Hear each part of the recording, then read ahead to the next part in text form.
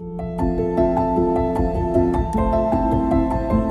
I'm Dr. Houda and Hi, I'm Dr Ali Yusuf. we're from Greenacre Sports Medicine Clinic, and welcome to our very first podcast, guys. Hope you like it. We're going to be talking about all things pain and health and longevity and well-being. So tune in and let's follow along. Yeah, and sometimes when I don't know about with your patients, but when I tell my patients sometimes, there might be an underlying yellow flag being like a psychological issue, a trigger. There's a lot of resistance sometimes with that. Like they don't really want to go down that path because it's going to really open up so many wounds. But if that wound is not opened, it's never going to be processed. Not opened. Or You like need to give it the time. uncovered. You need to give it the time and attention. Yeah. To say that what you're experiencing is a strong contributor to your presenting complaint or to your symptoms. Yeah. Because psychological therapy is going to open all that. Yeah. And they need to sit with it, to process it, for their brain to recover, for their body to heal. Because our brains and our bodies are not separate. Yeah. And I think women manifest a lot internally. Women hold it a lot in, and then they tend to have more physical problems. They're tight shoulders, tight jaw, pelvic floor dysfunction. They can't control their bladder because they're so tense. So it has all of a flow-on effect. So the history that we take is like so extensive. Patients are like, you ask so much questions. Yeah. So some patients feel like they're being interrogated. Yeah. It is a bit of an interrogation. Which is good because it means we're pressing the right buttons. Yeah. If they feel that way, it means we're moving towards something. Yeah. And we're on the right track. Yeah, we need to know if there's a deeper layer to pain. Pain is not just a superficial thing. There is. So if you have to understand the different layers of pain that patient, what's contributing to that patient's pain story, so that you can help solve that for them or help guide them to who can help them in that situation.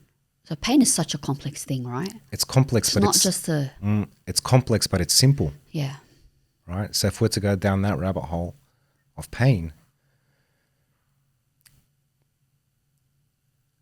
our body's primary objective is life preservation. And pain is your warning system when you're pushing that boundary. Yeah. So your body wants to protect itself at any cost. And this is where you have kind of different mindsets with men, sometimes women. They think they can push through it. I think once you get beyond your 20s, you're not pushing through anything, mate. If anything, it's going to put you on your ass. You shouldn't be pushing through it. Shouldn't be, but the mindset is they can push through it. What the body is telling them is to stop. Yeah. What you're doing is causing damage, and you need to stop. Yeah. And the person experiencing it needs to really understand this and listen. The body starts off with its first warning signs, a bit of tightness, a bit of stiffness. What you did 2 days ago was okay. And then they do it again, and then it starts to spark up a bit of pain. Then it starts to limit function. Yeah. And then they find they're starting to lose their functional capacity and mobility. They can't sit, they can't stand, they can't sleep. But what do? They keep pushing through. Yeah. And so what they're doing is they're not listening to their body as their body's saying, just give me some time. Give me some time and space just to fix what you've done and then go back. And I think this is the crux of pain. Patients not being able to listen to their body as it communicates with them through pain signaling. That is pain. Why are men so not on top of pain like women are? I know a lot of my patients, as soon as there's pain, they're on the phone to the admins. Yep. They just need to sort that out. They don't have time to be having pain while they're looking after a family and they're juggling work and they're trying to go to the gym and they're trying to be there for everyone. So for my patients, my female patients, especially my long-term patients, as soon as there's an issue, I've taught them to identify. They come in, they sort it, that's it. But why is it with your patients, and have this conversation with you all the time, they come in on the last leg when they come and see you? What is it about males that makes them so I don't know, not tuned into their bodies. Like, what is it? What do you think is really like, what drives this self-neglect or whatever it is, or not prioritizing themselves? So if you've ever taken a flight, the air hostess will tell you to, if the oxygen mask drops, you put it on yourself first. Yeah. So help yourself so that you can help others. Yeah. What I've noticed with men is they help others before they help themselves. Yeah. And by the time it comes around to them, they can't help themselves. Yeah. So what ends up happening is the person that put the mask on first, which is their wife and their kids, their wife is bringing them in. Yes. Wives bring So the when men I see into the clinic. your wife with you, I know she brought you in. Yeah. Yeah. And really, she's really concerned about them. Yeah. It's really out of concern for their partner. And they realize that their partner is at a point where they can't help themselves anymore and they need the help. Yeah. And so what men do, I think, don't know if it's cultural or society or just the they need to be time we're living manly in. or something. Yeah, there's this that. expectation that you need to be strong. Yeah, there's that masculine and don't let component. anyone notice that you're in pain. You don't want to show your family weakness. You don't want to show anyone weakness, even though they're suffering. Yeah. And that's the sad part. Yeah. That's the sad part. So they'll tell me they have to go to work. They have to push through that you don't have. Well, by the time they get there, they're out of options. Yeah. And especially if they're tradies, sometimes the job is the problem. You know, or they're carpenters or they're plumbers or they're builders or they're brickies. They are re-aggravating sometimes with their job, but sometimes they're business owners or they have to provide for their families and they can't stop what it is that's the primary trigger for their pain. This whole country is run by small business, but the score or the damage it's causing to society or to the men is huge. Yeah. Because there's so much pressure on them to provide.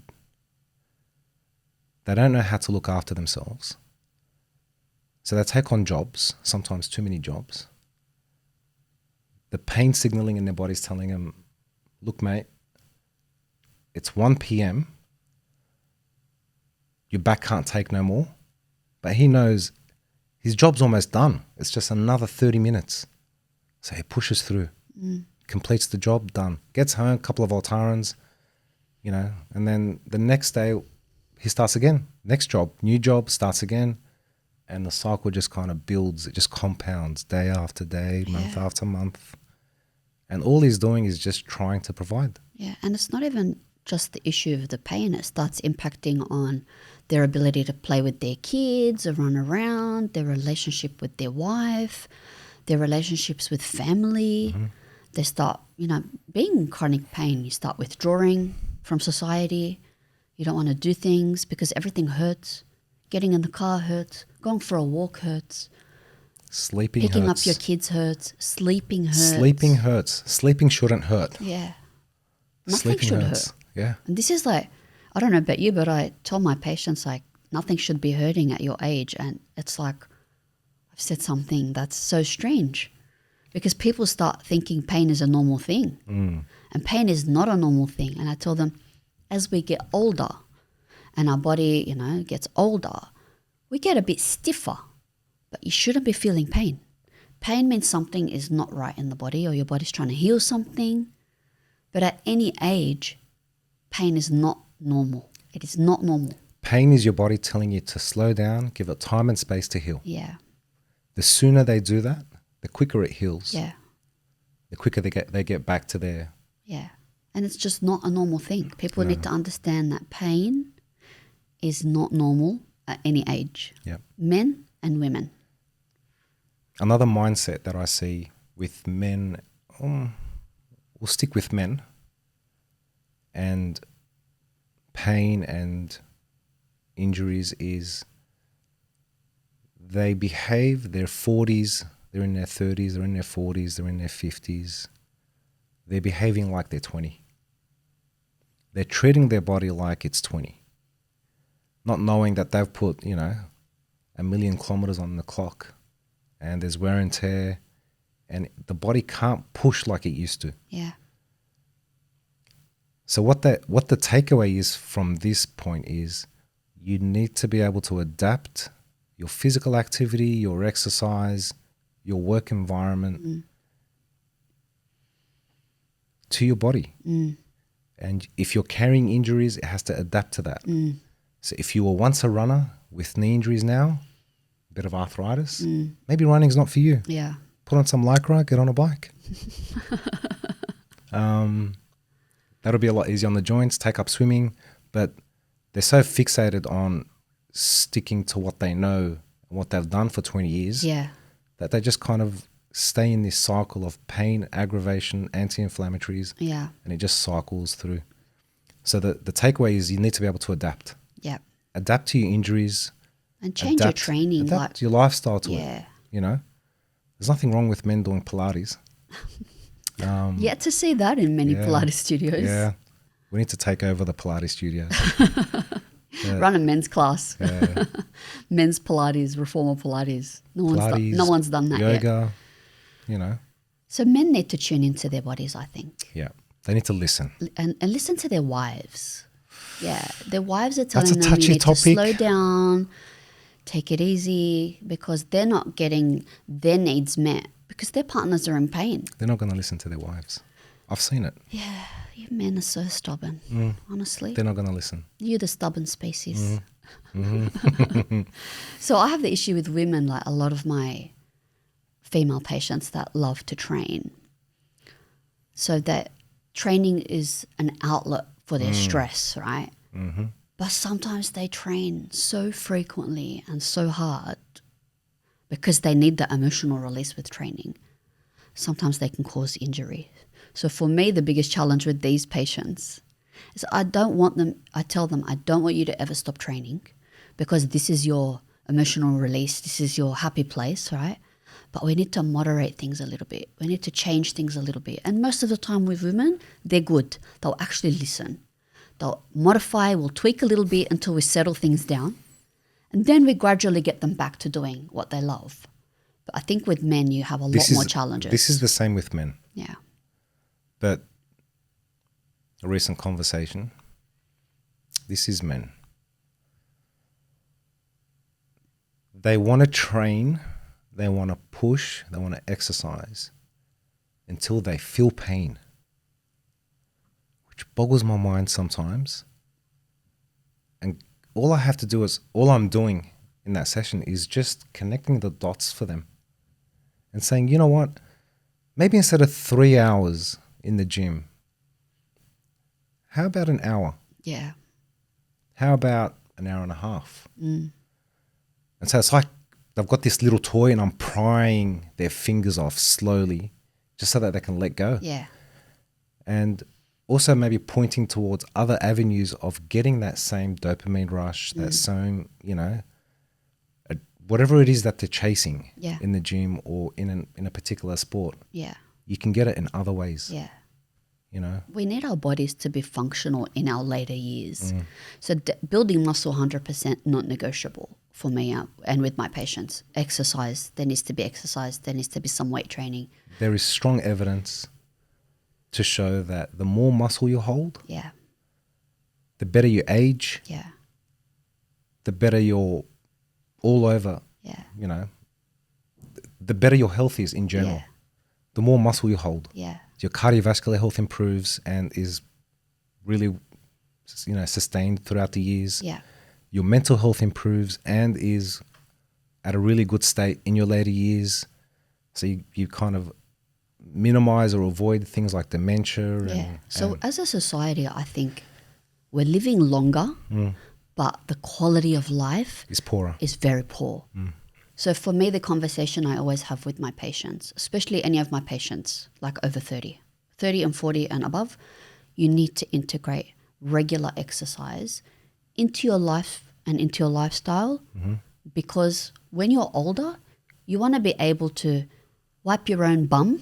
I know this sounds very like, oh, wow. Do you know, as people get older and they lose muscle and they lose bone and they become frail, They cannot do simple things like getting out of bed, like turning in bed, like toileting on their own. So for me, my mission with my patients is you need to be strong, you need to be functional, your exercise needs to be part of your life. It doesn't need to overtake your life. It doesn't mean it needs to be an obsession in your life. It doesn't need to be 6 days a week, twice a day. But there needs to be muscle building and there needs to be bone building so that you and us women, we're not aging like our mothers aged. Because our mothers aged very poorly.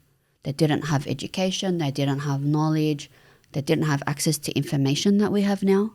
So for me as a female clinician, my obsession is get my patients aging happily, comfortably.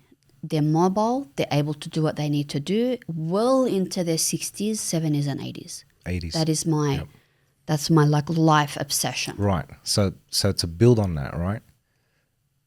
A lot of people train, whether it's CrossFit, gym, sports, they train like they're going to the bloody Olympics. Yeah.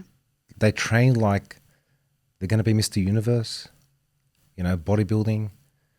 And it's not, so they give themselves unrealistic goals and they push so hard to achieve those goals, but really it's not a practical goal. Yeah. This is not a lifestyle goal. This is not going to help you in any way. What I try to do is I try to change their perspective slowly towards a long-term goal, which is what you're talking about. Yeah. It's like think 20 years, think 30 years. The damage you're causing to your joints right now, it's going to compound and you're not going to be able to function by the time you're 60 and 70. Yeah. Let's play the long game. Yeah. Let's say by the time I'm 60, 70, 80, we want to get off the toilet. Yeah. Get out of bed, drive, you know, play with your grandkids, great-grandkids, lift your kids, you know. Yeah. Just those types of activities that contribute to our quality of life. Yeah. And when you're young, you don't even think about these things, right? No. And so if they played the long game, their whole training approach will be completely different. Changes. Yeah. You don't need to lift or push 200 kilos or 300 kilos or 400 kilos with your legs, mate. Yeah. What are you moving little cars with your legs? Yeah. You know, it's not necessary. Yeah, pushing their bodies to those limits, and then in the long run, they're going to have long-term issues because they didn't listen to their body. You can compare it to like, you know, interest. It just compounds. A little injury, 1%, 1%, 1% of injuries, you know, and it just compounds their elbows, their shoulders, their back, their knees. Yeah. By the time they're 50 and 60, we're looking at knee replacements, we're looking at hip replacements. Yeah, a lot of looking patients, at back surgeries, and then your quality of life by the time you're 50 and 60, which is usually now should be our peak, right? Yeah. This is when we're financially in a better position, we're mentally much more mature and evolved as men. And you should be actually enjoying the fruits of your labor. Yeah. But what you're doing is you're putting yourself in a position where now you're suffering. Yeah. Now you're going through surgeries and rehab and... So you're living longer, but your quality of life is not the best. What we want for our patients and for people around us, yes, live longer by God's will, but be fully functional. Be able to go on your overseas trips and go to your Hajj and do your Umrah and be able to walk and not be having knee pain and back pain and feeling like you're going to collapse. I want patients building that strength. So that's why for me and my patients, exercise is a non-negotiable. We always talk about exercise. What are you doing? What do you like? How can we integrate that into your life? Play the long game with exercise. And it's not intense exercise. It's a little bit every day. Yeah. Consistency. Yeah. It's the consistency every day that gives you that longevity through your exercise and activity, avoids injury, and you actually hold more muscle, and your overall fitness is significantly better. Yeah. Play the long game. Definitely. And even that could be just a walk every day that you might do, 15, So 20-minute walk. And if you have back pain, it might be a walk with a back brace, whatever your clinician has advised you. But the key takeaway is you need to be moving in whatever way, shape or form that suits your pain or even if you don't have pain, there still needs to be some sort of structure to your exercise. But the long game is to be functional in our older years so we don't age and suffer the way we watched our mothers and grandmothers suffer. Thank you so much for listening, guys. You can follow us on our YouTube or our Spotify where we're going to have our podcast. And if you have any questions or any topics, definitely pop them in the comments below. Thank you.